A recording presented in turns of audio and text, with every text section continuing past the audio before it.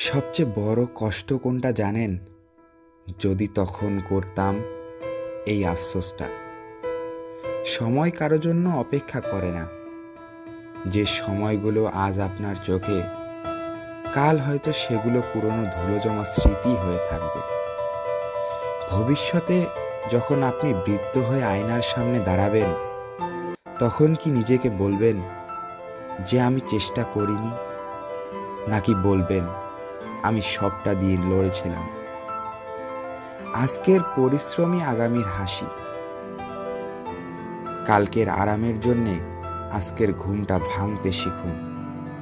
ভয় পেয়ে বসে থাকাটা কোনো সমাধান নয়। উঠে পড়ুন।